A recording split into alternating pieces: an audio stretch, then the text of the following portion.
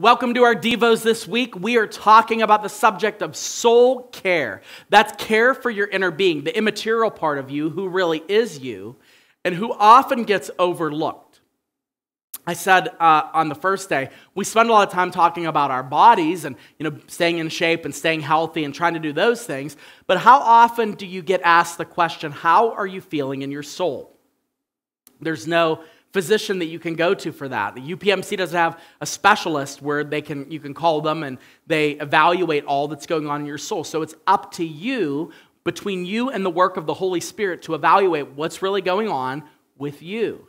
Now, I'm going to share something today that I shared yesterday, something that I struggle with immensely, and that's meaningful friendships outside of my workplace. And today I'm going to share another important principle for your soul that I am woefully unqualified to talk about. But the beautiful thing about my job is that I can be bad at something and still get to talk about it because I didn't write the Bible. I'm just challenged by it, just like you are. So today I want to talk about rest for your soul. So we're in the Western culture, North American, for most of us that are watching this. Some of you may be in different parts of the world, which I love that, and I know all cultures are different. But something that is applauded in our culture of North America, and something that is definitely drilled into us, is you're not working hard enough to merit a break or a rest. Or if you look at your week, you go, I can't take, a weekend off because I barely did any of my work. I feel like I'm so behind, and, you double up. Now, this isn't specifically about work that I'm going to be talking about. What I'm talking about is the idea of rest in general.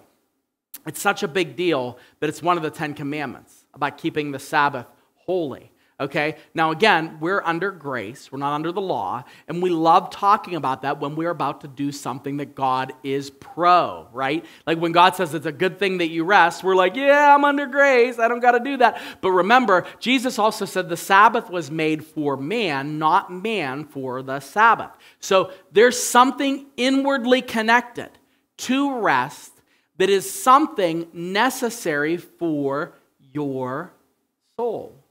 There's something there, and you can't separate it.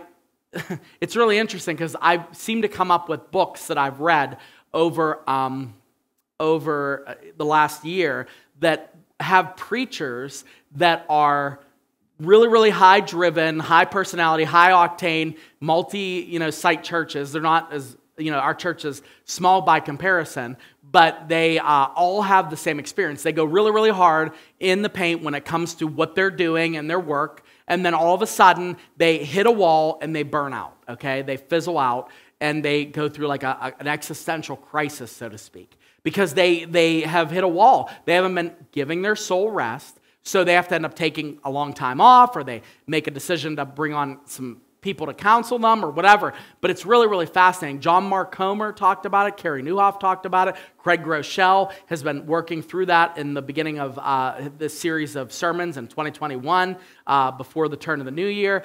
These are pastors that I listen to, and they all have the same story, and the story is this. If you don't rest your soul is going to demand rest when it's inconvenient, okay? If you don't rest your soul is going to demand rest when it's inconvenient. If I don't put gas in my car, the car is going to run out of gas when I don't want it to. It's not going to run out of gas while it's sitting in the gas station parking lot. It's going to run out of gas when you're in the carpool line or when you're on your way to work, right? It's not going to happen when it's convenient for you. So my encouragement is this. If you want to care for your soul, you have to do things that rest your soul. Now, I'm going to give you and this is not, like for those of you that studied this, there's a lot of theology behind rest, and the Bible actually mentions that Jesus is our rest when we enter in, like he literally gives us rest for our souls in Matthew chapter 11, Hebrews talks about this, but I want to give a definition for rest that might help you to kind of remove all the ambiguity about it, if you'll let me, and it comes from this, Psalm chapter 4, verse 8. The psalmist writes, "In peace I will both lie down and sleep. For you alone, O Lord, make me dwell in safety." Now, I read this earlier when I was writing this, and it's stuck with me So much that I started to, this is like something that might end up eventually being a sermon, but I don't know. But I started to cross-section all the scriptures that are comparable, and they all have the same things in common. You make me to lie down and sleep, so in you I'll lie down and sleep in peace. Because what happens when we're worried about things, when we're anxious about things, what do? We lose sleep, we don't relax, we don't rest. We go, I got to do this, and I got to do, I'm going to bring my laptop in bed, and I'm going to work. I've done this, okay? I got to get this done, and I got to finish this book. I got to finish this message. I got to do, like it's all do. And if I don't do this, if I'm not the cog in the wheel that's doing the most work, it's going to fall apart, okay? Rest here talks about the safety, that security coming only from the Lord. And my definition for rest is an opportunity that I have to remind myself and my soul that God is God and I am not. Rest for me is an opportunity that I have to remind myself and my soul that God is God and I am not. Because I have this weird health issue thing going on. And one of the things that God showed me like immediately is, hey, guess what? The church doesn't need you. Okay, now, please hear me when I say this. Like, that doesn't mean, oh, I can leave. The church doesn't need me. No. God does it. Like, God's not sitting there in heaven wringing his hands going, oh, man, Pastor Jason's sick this weekend. Pastor Mike doesn't, I don't know how I'm going to run this organization without these guys. Like, these guys are the all-stars, right? And it's prideful when you don't rest. Because what you're saying is, I don't have the capacity to trust my safety, my security, my financial security. I don't have the capacity to allow peace to reign in my heart for a moment and allow God to be God. So when you don't allow your soul to rest, it causes problems in a multitude of different areas. It caused a lot of problems for the nation of Israel because they refused to enter the Sabbath when it comes to their harvesting. And there's a whole story about that, but God is constantly telling us that rest is not an option, it's a command. But rest isn't something that you earn, it's something that God delights in that you do. So my challenge to you is this. When's the last time you took a break?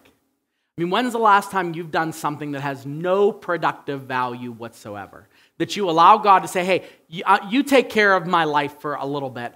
I'm just going to sit here and enjoy something. I love walking. I love reading. I'm super boring. There's not much to me. But those things fill up my tank. Ask yourself, what can I do in my soul to fill up my tank to help me rest and care for my soul?